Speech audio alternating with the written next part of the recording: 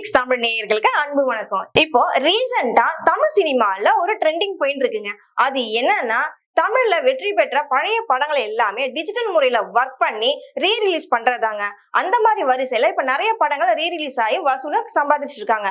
அந்த மாதிரி படத்துல பாத்தீங்கன்னா நம்ம சூப்பர் ஸ்டார் ரஜினிகாந்த் நடிச்ச பாஷா, பாபா, நம்ம கமல் சார் நடிச்ச வேட்டையாடு விளையாடு, ஆள வந்தான், அதுக்கப்புறம் இப்போ ரீசெண்டா ரிலீஸ் ஆச்சு கில்லி நம்ம விஜயோட படம். அப்புறம் பாத்தீங்கன்னா நம்ம தல அஜித்தோட படம் அதுதாங்க பில்லா தீனா.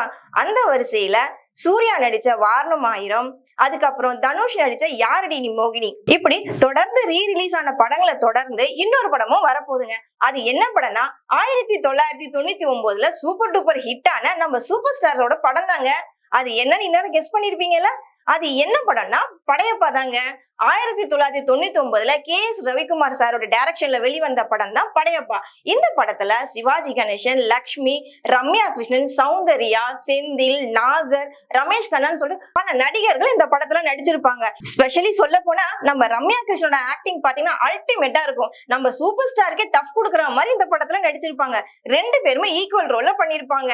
அதுல பாத்தீங்கன்னா ரம்யா கிருஷ்ணன் மேடமோட கேரக்டர் பாத்தீங்கன்னா நீலாம்பரி கேரக்டர் செம்ம கேரக்டர். இன்னைக்கு வரைக்கும் மக்கள் மனசுல நீங்க இடம் பிடிச்சிருக்கீங்க இந்த நீலாம்பரி கேரக்டர்.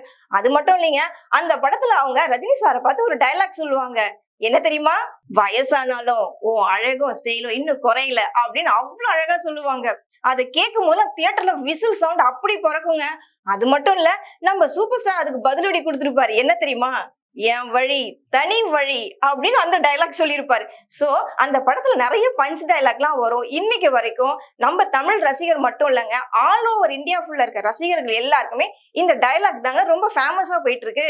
அது மட்டும் இல்லைங்க, இந்த படத்துல நடிகை சௌந்தர்யா தான் ரஜினிக்கு ஜோடியா நடிச்சிருப்பாங்க.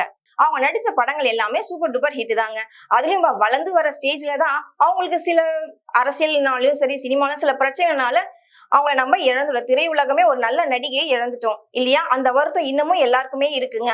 அதை ஃபில் பண்ற வகையில தாங்க இப்போ அவங்கள மறுபடியும் பாக்குற மாதிரி இந்த படம் ரீரிலீஸ் ஆக போகுதுங்க. இப்போ ரீசெண்டா நம்ம சொல்லிட்டு இருக்கமே இல்லையா, எல்லா படமும் ரீரிலீஸ் வந்துட்டே இருக்குன்னு. ரீரிலீஸ் பண்ற படம் எல்லாருமே வசூல் சாதனையும் படிச்சுட்டு தாங்க வருது. ஸ்டார்டிங்ல ரிலீஸ் பண்ண அமௌண்ட்டை விட இப்போ ரீரிலீஸ் பண்ணும்போது புதுசா பாக்குற மாதிரி ரசிகர்லாம் ரொம்ப இன்ட்ரெஸ்டா போய் பாத்துக்கிட்டு இருக்காங்க. ரசிகர்லாம் ரொம்ப கொண்டாட்டத்தோட தாங்க இருக்காங்க. ஏன்னா தனக்கு பிடிச்ச ஒரு ஹீரோ திருப்பி அந்த படத்தை பார்க்கும்போது அவங்களுக்குள்ள ஒரு புது வைபே வருதுங்க. அதுதான் இந்த படத்தோட ரீஎன்ட்ரிக்கான ஒரு டெக்னிக்ஸ். இப்போ சினிமா துறையில இந்த டெக்னிக்ஸ் தாங்க ஃபாலோ பண்ணிட்டு இருக்காங்க. வர தீபாவளிக்கு நம்மளோட சூப்பர் ஸ்டார் படம் ரிலீஸ் ஆக போகுதுன்னு சொல்லியிருக்காங்க. அதனை தொடர்ந்து இப்ப படையப்பா படம் ரீரிலீஸ் பண்ண போறாங்க. சோ நமக்கு எல்லாருக்குமே டபுள் ட்ரீட் காத்துட்டு இருக்குங்க. இதோட இந்த நாளுக்கான அப்டேட்டோட நான் முடிச்சுக்கிறேன். நாளைக்கு வேற ஒரு சினிமா அப்டேட்டோட உங்களை சந்திக்கிறேன். பாய்.